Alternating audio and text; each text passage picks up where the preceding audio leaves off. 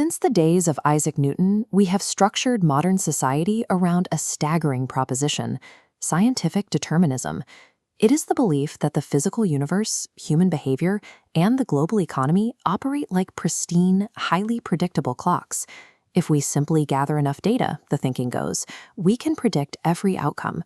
But that linear worldview is failing us, because reality rarely moves in perfect, repeating arcs. The world is deeply interconnected, highly chaotic, and inherently unpredictable. Take one of our most synchronized human artifacts, a satellite in orbit. Even these triumphs of precision are ultimately subjected to the cloudy irregularities of gravitational fields and environmental noise. Attempting to treat complex human and physical systems as predictable machines is an approach that leaves us strategically blend. In the 20th century, philosopher Karl Popper formalized this tension. He divided the conceptual and physical universe into two distinct extremes. On the left side of this spectrum are clocks, systems defined by regular, predictable order. On the right are clouds, systems like a turbulent gas or a swarm of dots that are irregular and entirely unpredictable. Popper argued that modern physics actually invalidates the deterministic ideal. When you examine any system with enough precision, the illusion of perfect order breaks down.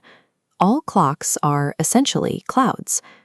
Popper's cloud thinking provides a rigorous, foundational logic for navigating the 21st century. This non-linear architecture starts inside our own heads. Developmental psychologist Lev Vygotsky observed that human cognition inherently rejects strict sequential logic. Vygotsky theorized that a holistic idea exists first in a nebulous state, a generative cloud of thought. To communicate, that cloud physically rains down, precipitating into a linear sequence of distinct spoken words. But this volatile mental weather carries heavy physical risks. In high-stakes environments, acute stress triggers a flood of hormones like adrenaline and cortisol. For a commercial pilot, this physiological reaction severely dulls situational awareness, resulting in a dangerous state of clouded thinking. Sleep deprivation produces a similar mental fog. It increases cognitive load until the brain physically resembles a desolate landscape.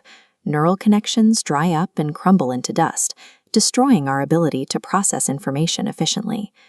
Because the human mind operates as a shifting, volatile system, we cannot manage it with rigid rules.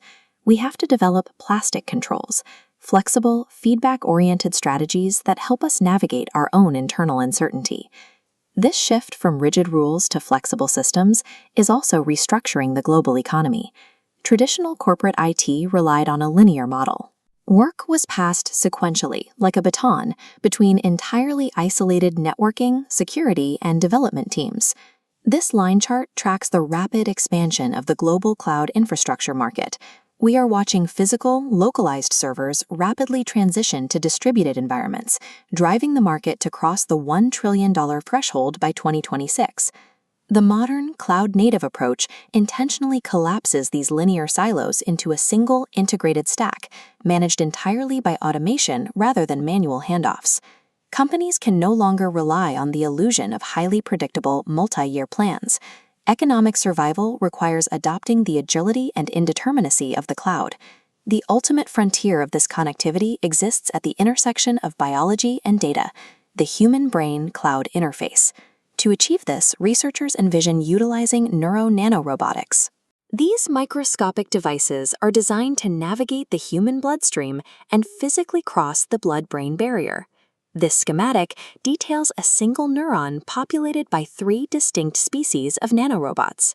Endoneurobot attach directly to the axon to monitor electrical signals. Gliobots reside in glial cells to track the metabolic environment, while synaptobots position precisely at the synaptic cleft to record signal processing. Together, these devices transmit massive amounts of data via nanorobotic fiber optics, constructing a synthetic neocortex hosted entirely in the cloud. Connecting millions of minds to this synthetic cortex produces a collective cloud mind. A central feature of this network is transparent shadowing, a process allowing individuals to directly download and experience the episodic memories and lived realities of others. If realized, this technology marks the end of the isolated clockwork individual. Humanity transitions into a deeply entangled biological superbrain. Theologian Catherine Keller describes this intense interconnectedness as a relational ontology. We exist as a smear of possibility, defined entirely by our connections to others rather than our isolation. But merging conscious thought with a digital network exposes the unfiltered self to massive ethical risks, because neural data has immense commercial value, making the inner workings of our minds vulnerable to severe privacy violations, neuromarketing, and direct hacking.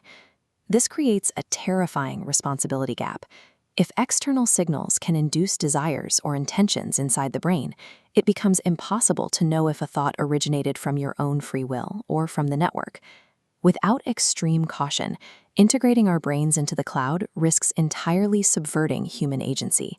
It also threatens to split society, creating permanent cognitive inequity between the technologically enhanced and the unenhanced.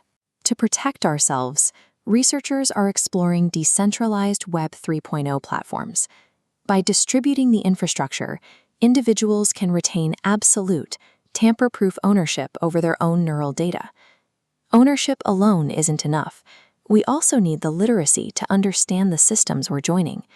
Educators are beginning to use frameworks like Tell Me a Story to pull back the curtain on AI, forcing these black boxes to reveal the statistical biases and cultural values hidden in their code. We are moving away from a society blinded by the illusion of perfectly deterministic clocks. We are finally beginning to engage with the complex, shifting reality of clouds. As we face neuro-digital convergence, the cloud will be the ultimate test of our ethical resilience.